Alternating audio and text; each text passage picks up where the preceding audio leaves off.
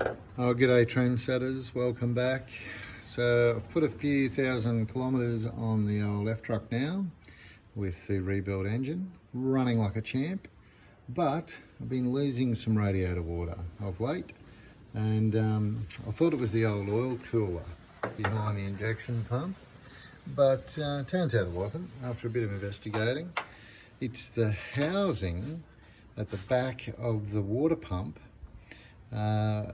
and it seems to have some corrosion on the block slash water housing where it bolts in to the block. So I thought that's a bit weird, so I'm going to take off the water pump housing, machine all that down or clean it up or whatever it needs, see what's going on, and then seal it back up again. That'll solve that problem.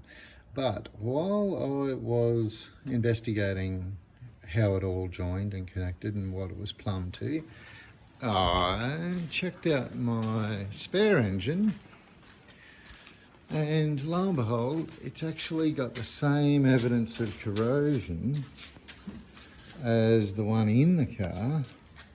So it's this point here where it joins to the cylinder block, this housing against that surface.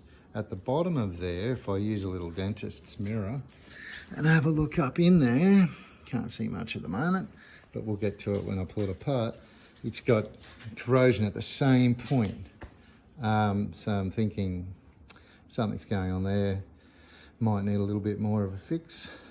So what I'll do is I'll pull this housing off and investigate it, get to the bottom of it, and then I'll know what I'm doing hopefully when I get to do my one that's in the car. But as you can see, I've taken the radiator out because getting to the water pump housing itself is going to be a huge headache with the radiator in. But also too, I am dropping the fan because I hate this fan, and putting these 4 bolts in and out are a real pain in the bum because they're so long and everything needs to line up, and I have struggled with those a couple of times before. So I think it's time to go thermo fans. So I've got the radiator up here on the bench with a set of thermo fans in a shroud that I just picked up online. Seems to look the goods. It's got a fairly simple harness and a sender unit, but I'll get to that a little bit later on if I don't get too sidetracked with the water pump housing. But anyway, so it should come up all right, and get rid of that fan that's in the way of everything and was traveling quite close to the radiator, but also to the shroud. I don't think I was able to use a normal F100 V8 shroud because the alignment of the Perkins diesel probably doesn't match the other engines accurately. I'm not sure, didn't get to measure one up or check it out, but after having a quick look at a few, I thought to myself, I'm going to need to either make my own custom one, which I started to do. I thought, bugger it, thermo fan to the go. So anyway, that's where I'm at. Next video, we'll pull that other one off and have a look and see where this water leak's coming from. Rightio trendsetters. So, as you can see, I got excited about it all and got on with it. Instead of doing it on my practice spare engine, just went ahead and took it off. So obviously got bolt, bolt, bolt, bolt, different lengths, so pay attention to those. That one's just the alternator adjustment bracket. And then 2 bolts coming up here off the other rest of the horn off the water pump assembly. I'll show you that when we get back to the engine. And this is the little surface here that was leaking. Doesn't seem to be anything there, like silicon or something maybe one day, 1,000 years ago. But yeah, maybe that's why it's leaking. Because the mating surface feels pretty good, like no pitting and corrosion. So anyway, that's where she marries, and that feels pretty good. A little bit gummy, maybe some old silicon or something, but as far as corrosion goes, I'd say no. at this stage until I give it a clean up. I don't really know, but you can definitely see the evidence of the leaking here, for sure. So anyway, I'll give that a good clean up, give the water pump housing a good clean up, probably make a gasket for this puppy and RTV that up, and put it back on. Hopefully I remember the right bolts, go in the right holes, and this one isn't blind, it goes all the way through a fairly thin casting, so that can be any length you like, but the other ones, need to pay attention to them. This bolt hole here, the bolt that goes into that, this is custom for my air conditioning, but water would dribble out of there, so that, I'm guessing, oh, it's blind inside there, so maybe it was just weeping through this face here and coming out through the bolt hole cavity. Anyway, we'll give it a good clean up. Appears to be the culprit. Next. Alrighty, welcome back, Ken. It's day 2 of the water pump retransformation. Discovered a couple of little things. There's always lots of crimes committed on old engines. Here's another one.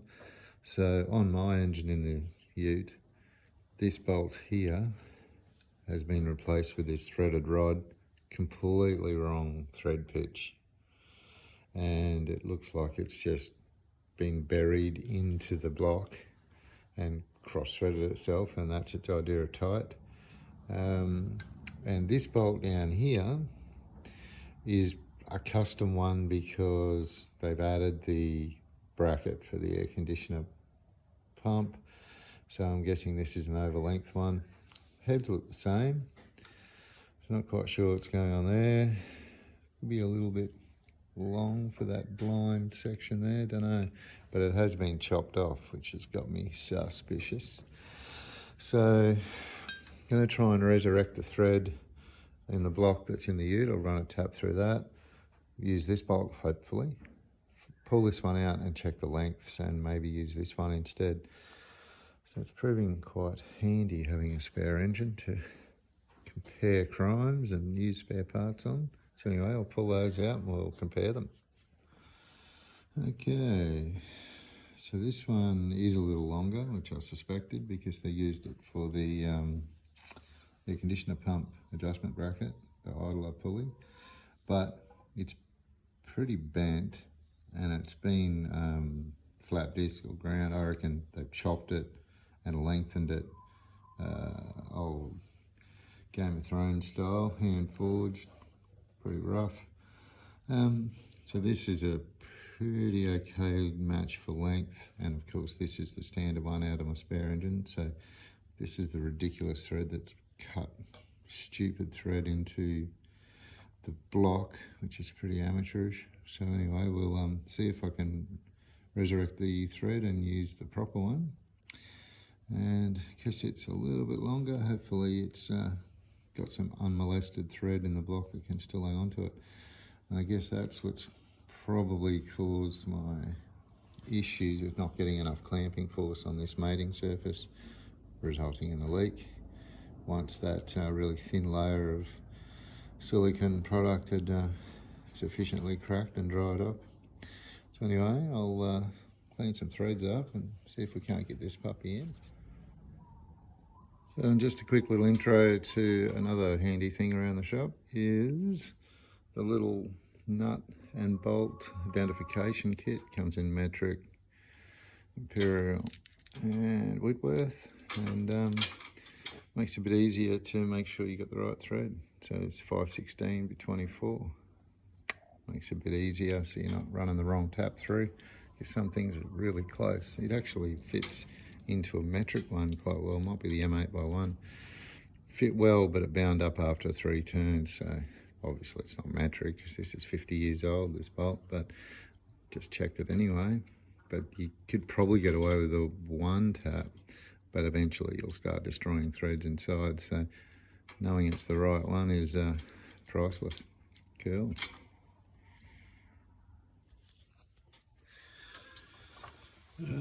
So I got pretty lucky there. Just put it in nice and light.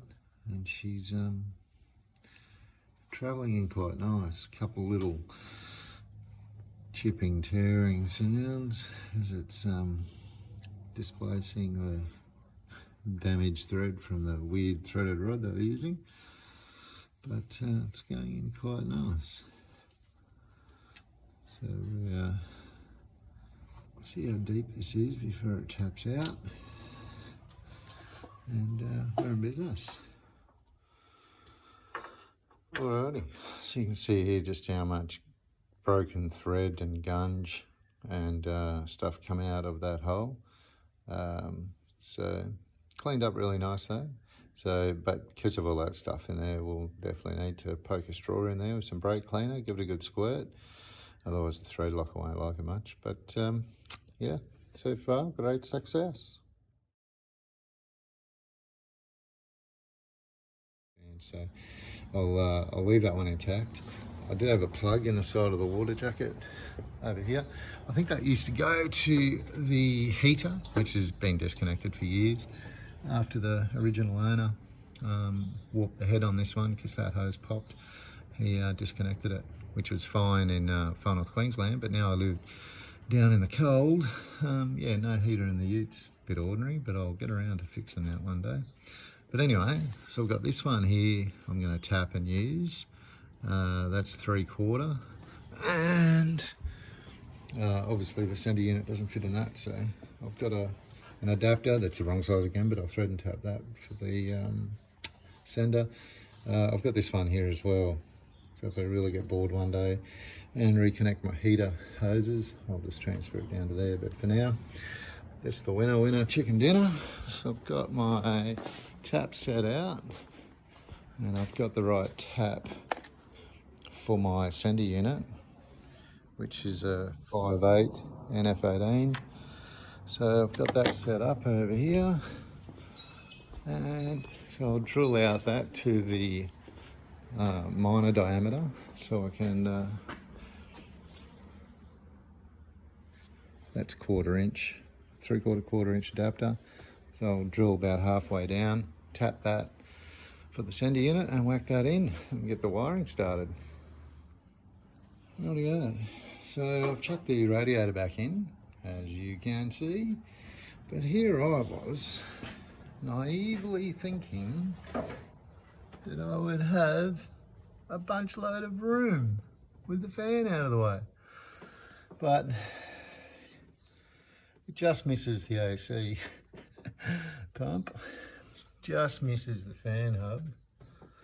But yeah, I don't know why I thought there'd be heaps of room left, but anyway, it'll work.